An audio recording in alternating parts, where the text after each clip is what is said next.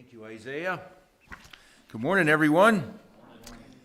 Hope you all got a good night's rest last night. And hopefully you went to bed early so that the hour you lost didn't actually get lost. And you're all excited to come to Sunday school today. All right, what's the biggest miracle Jesus ever did?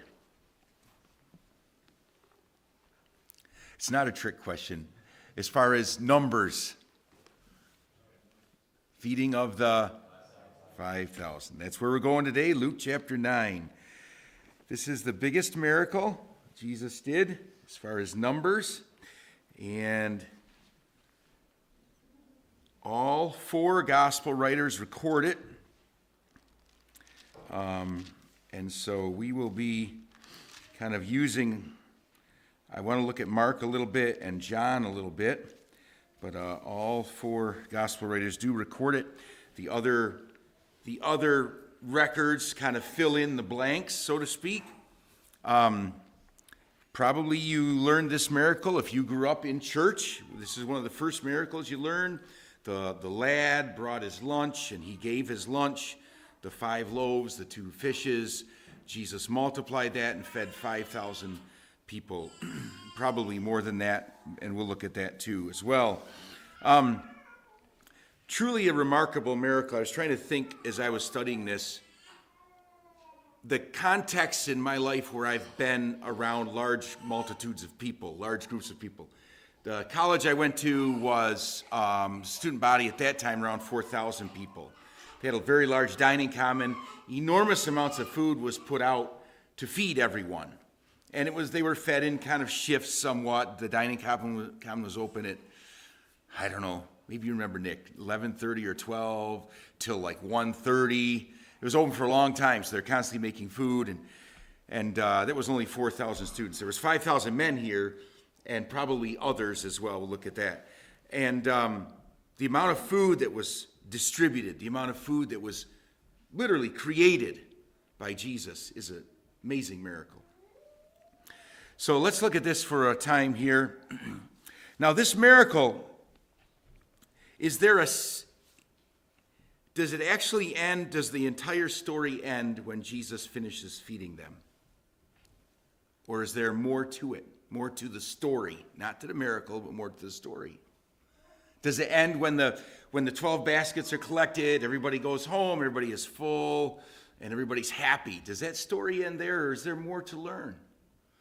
Well, what's that, Gary? There is more. That's right. We'll look at that as we get to that. So there's no clock for me today, so we're just going to take as long as we need, and we should be all set. So let me read Luke 9 and verses 10 through 17. We'll start with that. And the apostles, when they were returned, now this is they're returning from their first missionary journey, so to speak, around the region of Galilee. The apostles, when they returned, told him all that they had done, and he took them and went aside privately into a desert place belonging to the city called Bethsaida. And the people, when they knew it, followed him, and he received them and spake unto them of the kingdom of God, and healed them that had need of healing. And when the day began to wear away, then came the 12 and said unto him, Send the multitude away, that they may go into the towns and country round about and lodge and get victuals, for we are here in a desert place. But he said unto them, Give ye them to eat. And they said, We have no more but 5 loaves and 2 fishes, except we should go and buy meat for all this people. For they were about 5,000 men. And he said to his disciples, Make them sit down by 50s in a company. And they did so, and made them all sit down. Then he took the 5 loaves and the 2 fishes, and looking up to heaven, he blessed them, and brake, and gave to the disciples to set before the multitude. And they did eat, and were all filled. And there was taken up of fragments that remained to them 12 baskets.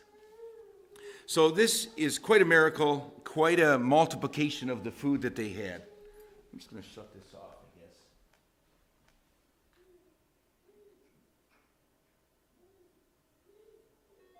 There we go. So now I could talk about the power of Christ, which is important. We could talk about the lunch that the boys sacrificed. That's important. I've heard this looked at from that perspective. The boy sacrificed all that he had. He gave all that he had to Christ. We could talk about that way. Instead, I see 5 why questions that we could ask from the story. 5 why questions, and I'll just read them here and then we'll study through it. Number 1, why don't we go rest a while? Number 2, why don't we receive them? Number 3, why don't you send them away?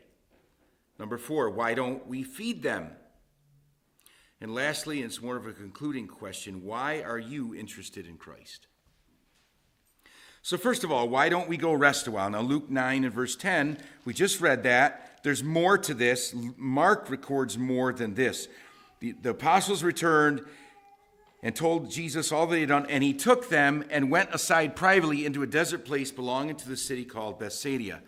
Okay, there's more to this as to how they got there and where they kind of went from, so to speak. Turn to Mark 6, verse 30 and 31. You can keep your finger also in Luke, but please turn to Mark 6. We will reference Mark 6 here, especially in the next few moments.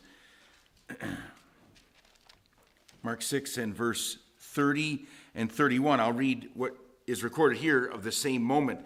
And the apostles gathered themselves together unto Jesus. They returned from their missionary journey, and they told him all things, both what they had done and what they had taught. Okay, and he said unto them, come ye yourselves apart into a desert place and rest a while, for there were many coming and going, and they had no leisure so much as to eat. Okay, so when the disciples returned, there was a large group there. There were people coming and going, probably asking Jesus things, wanting things. They couldn't even eat. And so Jesus recognizes that the disciples need some rest, and he says, why don't we go rest a while? And he chose to try to escape from the crowds to a quiet place and rest. It's important, I think, Jesus recognizes the need for rest.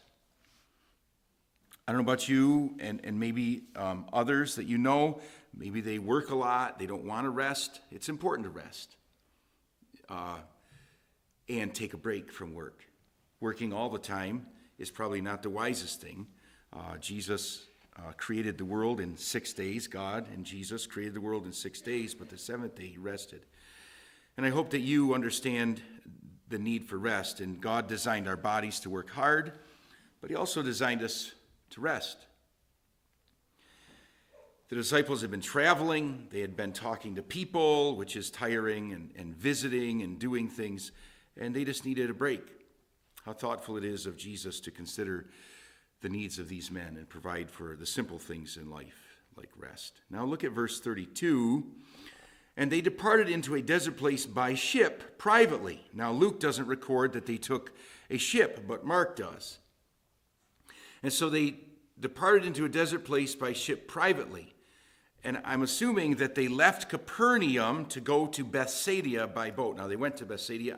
It's assumed that they're in Capernaum. And they go to Bethsaida by boat. And if you could picture the Sea of Galilee, Capernaum is on the northwestern part. Bethsaida is kind of due north. So they would just kind of kitty corner across the top edge of the Sea of Galilee. It's only about a 4-mile boat ride. But they got in a boat probably to try to escape the people. If you want to escape a multitude of people, go in the water, right? No one's going to really follow you there. They took this short little boat ride across the top of the Sea of Galilee to Bethsaida. Now, Bethsaida is not on the shore. It's up off the shore by a little bit. It's probably a fishing village. But they crossed the Sea of Galilee by boat and landed in Bethsaida. Now, a little bit of trivia. Which disciples were originally from Bethsaida? There were for sure 3 and likely 4. Almost a quarter of the disciples may have been from this little town. This little town is kind of important. We'll talk about Bethsaida as we go through the lesson. Which disciples? Anybody remember? Peter. Yep, Peter's one of them. Andrew. Yep, he's the other. And James. Not James. Good guess, though. Philip is the other one. They were definitely from Bethsaida. If you want to look that up, John 1:44 says very clearly, Philip, Andrew, and Peter are from Bethsaida. It's assumed that Nathanael is as well, because in verse 45 of John chapter 1, Philip finds Nathanael and says to him, we have found him whom Moses and law and the prophets is right, Jesus of Nazareth. And so it's assumed that Nathanael probably was in Bethsaida. Also, Philip went and found him, probably in his hometown.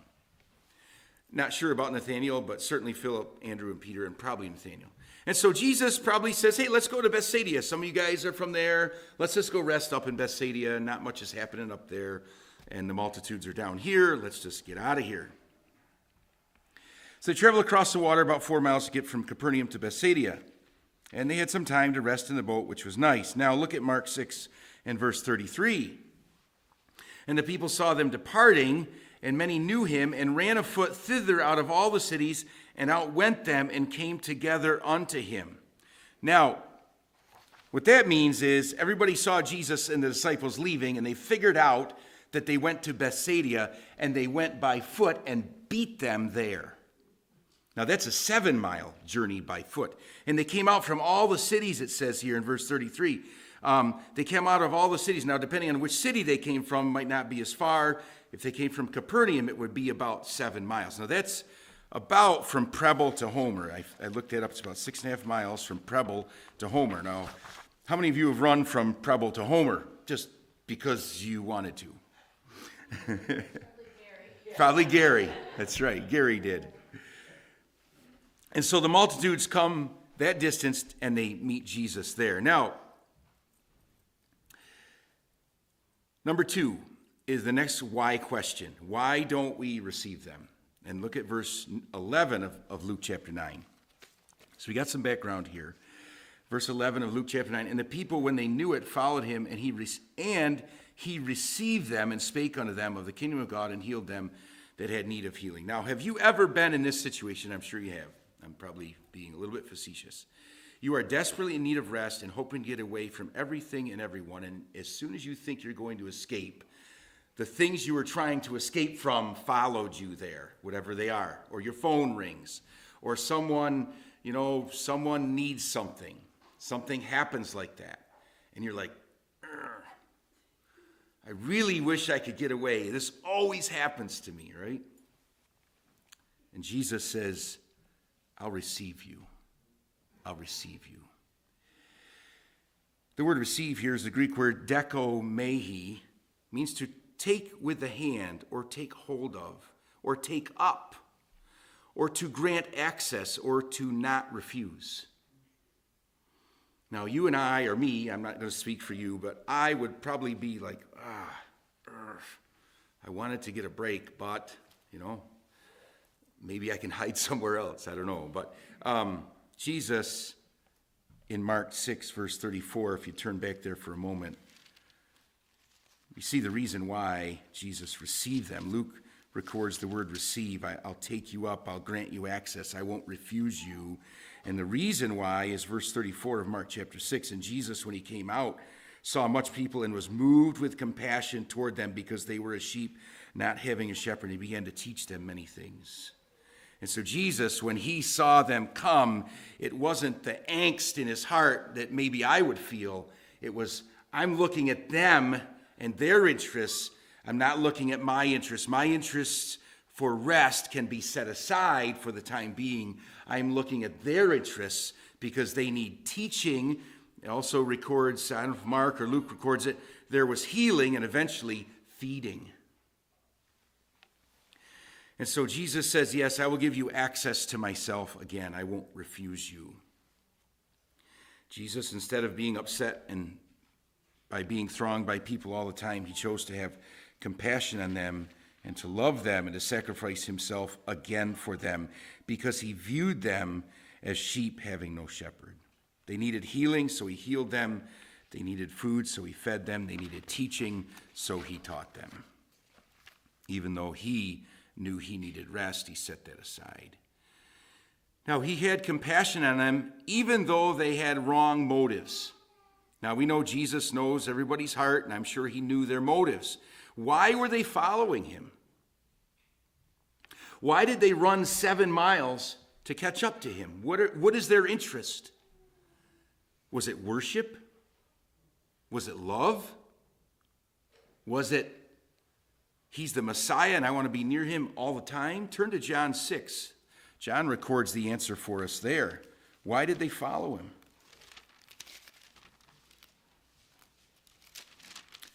John 6 in verse 2 is one reason, and then another reason a little bit. We see in verse 15, but John 6 and verse 2, this is the same record that we're looking at in Luke and Mark, and a great multitude followed him because they saw his miracles which he did on them that were diseased. I want my needs met. I want my health fixed. I want my healing. I want something for me. I'm not interested in giving something to Christ. I'm interested in getting something from him. Look down at verse 15. This is after the miracle of the feeding. When Jesus therefore perceived that they would come and take him by force to make him a king, he departed again into a mountain himself alone. He escaped. Because of the food, because of the healings, they wanted to make him king. Now think about what they were doing. They were going to get a band of people together, take Jesus, and who's the king? Currently. We talked about him last week.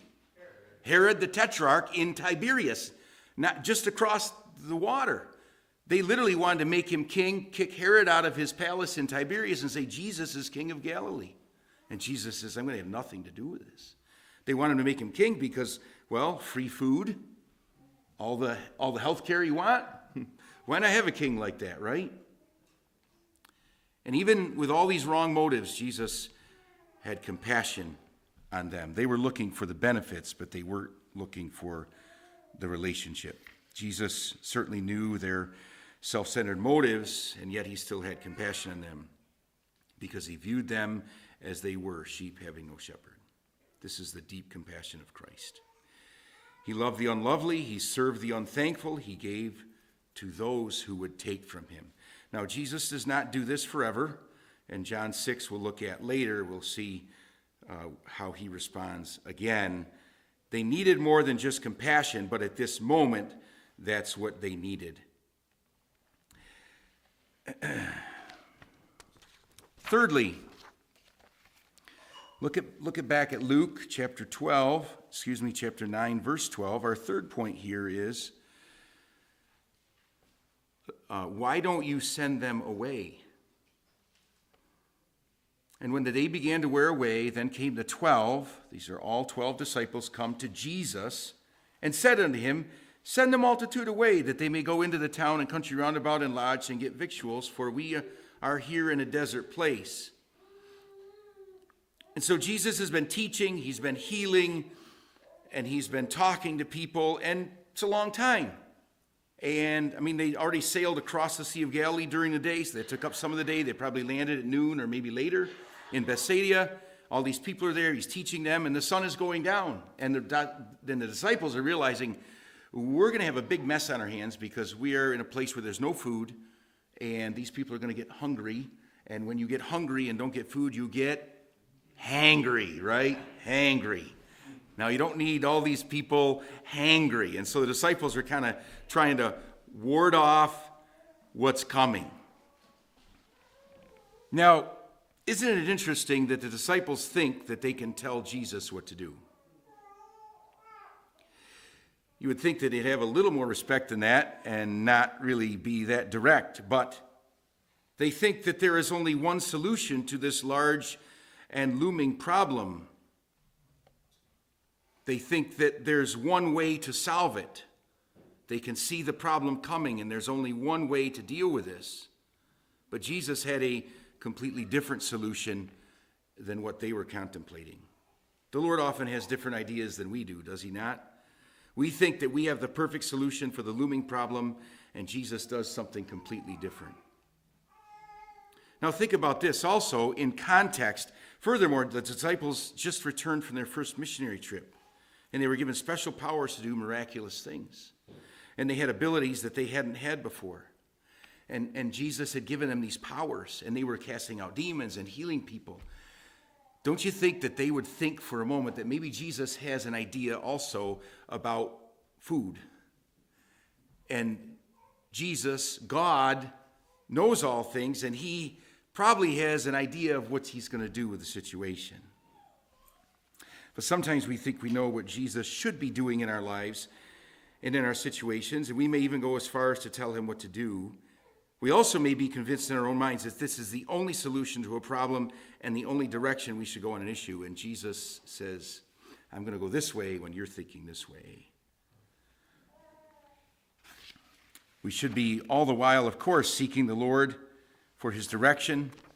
We also need to use wisdom with our decisions, and God expects us to use wisdom as we consider making plans. But we should never neglect or fail to realize that God may have very different plans than we do. And instead of telling him what we're doing or telling him what to do, we should be seeking him as to what he wants us to do. I am not saying that we should not pray fervently and earnestly for things that we desire, for things that are biblical, for things that are in line with God's will. But always keep in mind that God has the authority and the sovereign control in our lives to carry out his purposes as he sees fit. Now, Jesus' response to the disciples, why don't we send them away?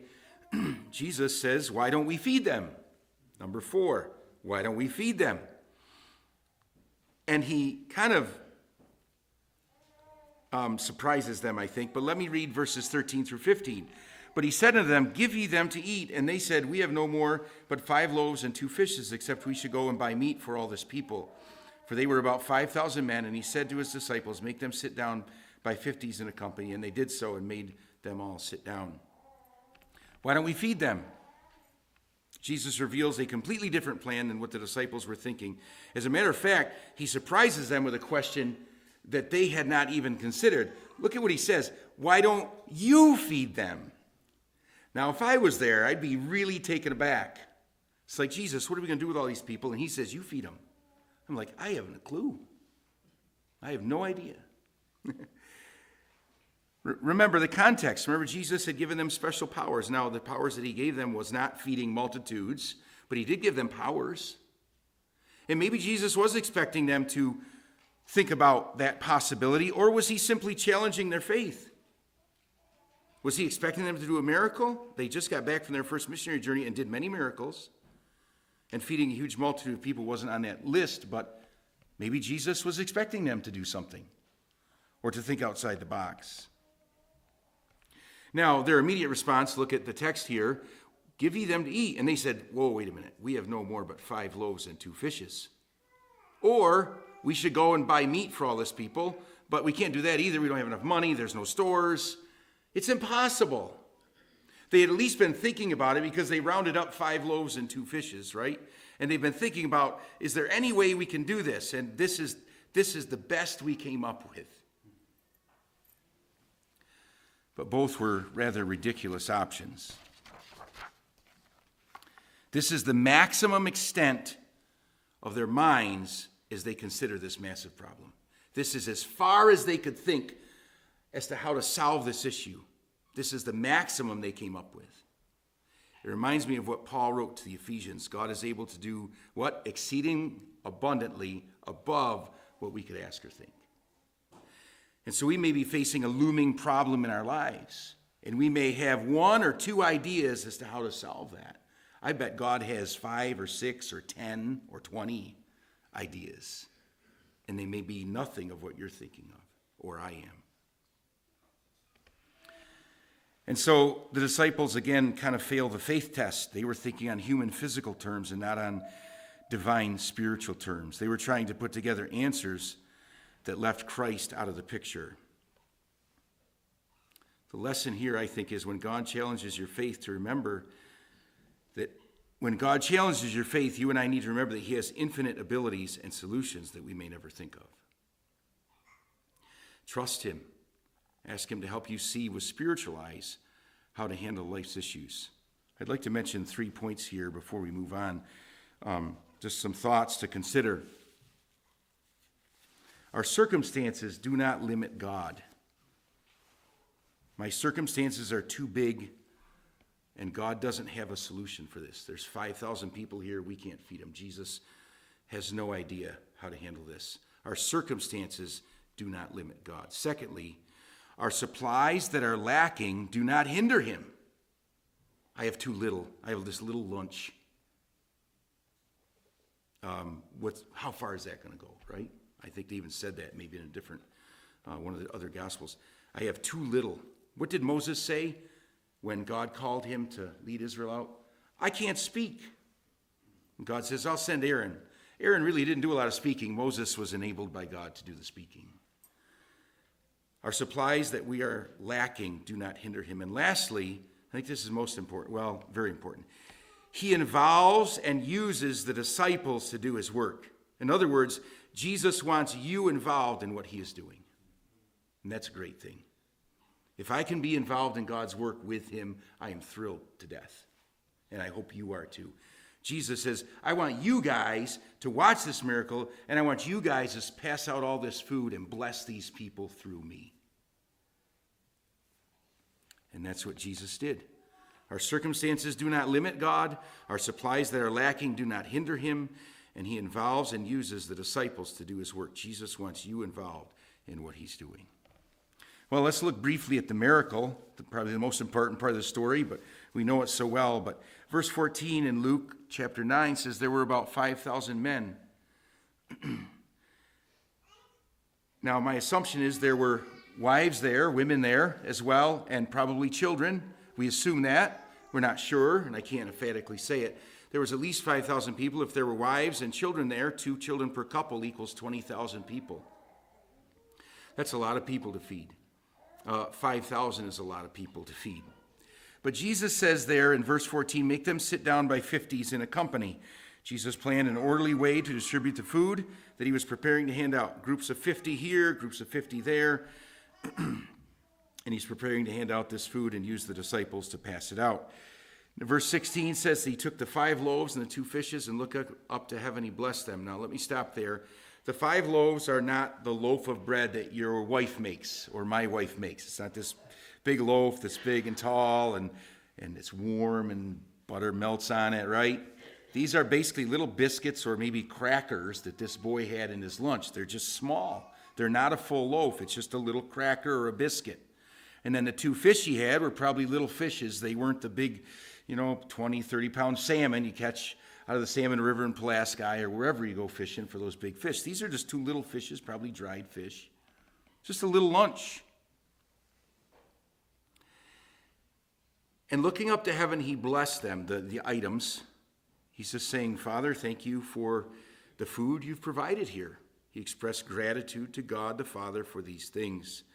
And then the miracle simply takes place in a very understated way. It says here that he blessed them and he broke them. In other words, we slice bread, but I think back then they would just break a piece of bread off and just pass it out, break the bread. And so Jesus is just breaking more bread. This is creating something out of nothing, just like when he created heaven and earth. John 1:3, Colossians 1:16, Hebrews 1:2. Ex nihilo, I believe, is the correct word, to create something out of nothing. Jesus wasn't using flour and yeast and water and making more bread in a rapid way. He's breaking bread, and the bread just keeps coming and coming and coming from his hands, and he's filling this basket as he breaks this one little biscuit and keeps filling this basket. And Peter takes that basket and he keeps breaking bread, and James takes that basket, and John takes this basket, and he just keeps breaking bread. And the bread just keeps coming and coming, and the fish keep reproducing, in essence. I don't know if reproducing is the correct word, but they just keep coming. And baskets are filled and passed out. And look what it says here in verse 17. Verse 16, gave the disciples and set before the multitude, and they did eat and were all filled. Now that word filled is an interesting Greek word. It means to satisfy with food, to fill or fulfill, but it's often used in connection with the fattening of animals for slaughter. In other words, he gave them enough to stuff them. Stuffed them. I think it's a great delight when I feed calves with my wife and those calves just stuff themselves with milk. They are happy. I bedded pens this morning and one calf just ran right by me. He was so excited to get fresh bedding and a full belly. And they were happy. And I know I'm happy when I have a really nice meal, and I'm sure you are too. That's what Jesus gave them. Created food. Maybe the best bread they ever had and the best fish they ever had. And he filled everybody to their fullest satisfaction, and they had 12 baskets left over.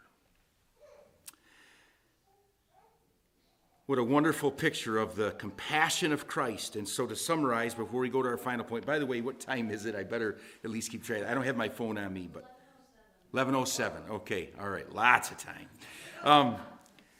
In summarizing, think about Christ. his person, his love, his compassion. The disciples come back to him, and he says, you guys need to rest. You've done a lot of work. Let's go rest. They probably get a little rest on the boat as they travel across the Sea of Galilee. They arrive, all the multitudes there. He receives them because he sees them as having no shepherd. His compassionate heart overtakes his desire for rest.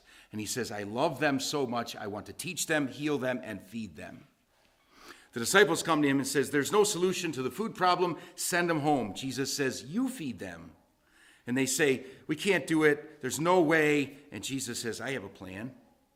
It's not what you're thinking, but I have a good plan. And he feeds them all and fills them to the fullest extent. Now, lastly, number 5, as I mentioned at the beginning, the miracle ends here, but the story doesn't end here. And my final point is this: why are you and why am I interested in Christ? Now turn over to John chapter 6, because John records the continuation after the miracle. So the miracle that John records is in verses 1 through about 14. And then the evening comes, and the disciples go in a boat. Remember, they're in Bethsaida. They get in a boat, and they head to Capernaum. Jesus walks on the water, meets them, and then they arrive over at Capernaum, back where they started the day before, verse 21. And immediately the ship was at land whither they went. So they're back in Capernaum. And so this is overnight. In verse 22, the day following, the day after the miracle, okay, John records all of this. And this is the discourse on the bread of life. So here's the context. They just ate all this bread, the miracle, the feeding of the 5,000, and now Jesus is going to teach them about bread. And I want to kind of quickly look through this and kind of skim all the way down to basically the end of the chapter. So just read quickly with me. The day following, verse 22, when the people which stood on the other side of the sea saw that there was none other boat there, save that one whereinto his disciples were entered, and that Jesus went not with the disciples into the boat, but that his disciples were gone away alone. And I'll skip down to verse 24. When the people therefore saw that Jesus was not there, neither his disciples, they also took shipping and came to Capernaum seeking Jesus. They figured he went back to Capernaum with his disciples, and they were right. And when they found him, verse 25, on the other side of the sea, they said unto him, Rabbi, when camest thou hither? And interesting what Jesus says to them. This is important. Jesus answered them and said, Verily, verily, I say unto you, you seek me not because you saw the miracles, but because you did eat of the loaves and were filled. In other words, you want more food. And he says, Labor not for the meat which perishes, but for the meat which endures unto everlasting life, which the Son of Man shall give unto you. For him hath God the Father sealed. He said, I gave you food yesterday. That was a wonderful thing, but it perishes. You're hungry again this morning. But I have something for you that is much better than the bread I created yesterday, and it's me, the bread of life. Now, keep reading quickly. Verse 28, Then said they unto him, What shall we do that we might work the works of God? Jesus answered and said unto him, Here's what a work of God is. This is the work of God, that you believe on him who he has sent. You need to believe on me. The food I give you, physical food, is nothing compared to believing on me. And verse 30 just gets me every time. They said unto him, What sign will you show that we might believe you? Isn't that pretty nasty? What are you going to show us that we might believe you? And he just fed them all yesterday. How arrogant, but yet how patient is Jesus. They said, Our fathers did eat manna in the desert, as is written, he gave them bread from heaven to eat. Jesus said unto them, Verily, verily, I say unto you, Moses gave you not that bread from heaven, but my Father gives you the true bread from heaven. For the bread of God is he which comes down from heaven and gives life unto the world. And they said, Lord, evermore give us this bread. And Jesus says, I am the bread of life. He that comes to me shall never hunger, and he that believes on me shall never thirst. And let's skip down a little further. Jesus has to explain further what that means. And he gets down to the point of, and I'll skip down because I'm probably running out of time. Verse 48, he has to explain very clearly to them, I am that bread of life. Your fathers eat manna in the wilderness and are dead. Verse 50, this is that bread which comes down from heaven, that a man may eat thereof and not die. I am the living bread which came down from heaven. If any man eat of this bread, he shall live forever. And the bread that I will give is my flesh, which I will give for the life of the world. Verse 53, Jesus said unto them, Verily, verily, I say unto you, except ye eat of the flesh of the Son of Man and drink his blood, ye have no life in you. Whoso eats my flesh and drinks my blood has eternal life, and I will raise him up at the last day. And I'll stop there. Verse 58, this is that bread which came down from heaven, not as your fathers eat manna and are dead, but he that eateth of this bread shall live forever. Now, Jesus, of course, is not speaking of literally eating his flesh and literally drinking his blood. He's speaking on spiritual terms. You need to take me in like you would take food in and receive me into yourself, spiritually speaking, as your Savior, as your Lord. Were they ready to do it? Look down to verse 64. But there are some of you that believe not, for Jesus knew from the beginning who they were that believe not, who should betray him. And he said, therefore said I unto you, that no man can come unto me except it were given him of my Father. From that time, many of his disciples went back and walked no more with him. They wouldn't do it. It doesn't mean Jesus doesn't have compassion anymore because he didn't feed them. It means that Jesus fed them the day before, but now it's time to grow up and realize you need spiritual food, and will you believe me? And they wouldn't. But look at verse 67. It's wonderful. Then Jesus said unto the 12, will you also go away? Then Simon Peter, speaking for the 12, answered, speaking for the 12, answered him, Lord, to whom shall we go? Thou hast the words of eternal life. And we believe and are sure that thou art that Christ, the Son of the living God. The disciples got the blessing that day. They had already believed. But so many wanted to take Jesus for granted and take what he gave them physically, but they wanted nothing to do with him spiritually. Jesus wants your heart. He wants my heart. And he wants you to believe in him. He wants you to trust him. He wants me to do the same. And that is the real application of the story of the feeding of the 5,000. Now let me say one more thing at the end here about Bethsaida, and I think this is important too. Turn to Luke 10 and verse 13, just over a page. Well, I guess back to Luke. Remember, the miracle took place in Bethsaida. Jesus had been traveling that area for somewhere around 18 months, we believe. And Jesus is sending out the 70 now in Luke chapter 10, verses 1 through 12. And he says basically the same thing he had just told the disciples in chapter 9. You know, do this, go here, go there, shake off the dust of your feet. If they don't listen to you, in verse 12, if they don't listen to you, but I say to you that it shall be more tolerable in that day for Sodom than for that city. And look what he says. Woe unto thee, Chorazin! Woe unto thee, Bethsaida! For if the mighty works that had been done in Tyre and Sidon, which had been done in you, they had a great while ago repented, sitting in sackcloth and ashes. But it shall be more tolerable for Tyre and Sidon at the judgment than for you. And thou, Capernaum, Jesus made Capernaum his headquarters, which are exalted to heaven shall be thrust down to hell. What happened from chapter 1 or 2, or probably Luke chapter 3, we should say, to Luke chapter 9, Jesus spent months and months and months in this region, and very few believed on him. And even the folks in Bethsaida that lived there, that saw his biggest miracle, they rejected him. And Jesus pronounces woe or damnation or a permanent curse on them. And he actually says of them, if these works had been done in Tyre and Sidon, Gentile and pagan cities, Baal worshipers, they would have repented long ago, but you people would not. That's how hard-hearted they were. And this town produced 3 or 4 of Jesus' disciples. You think they would be thrilled that Jesus, the Messiah, would be worshiped and honored and adored by these people. And yet they choose to reject him.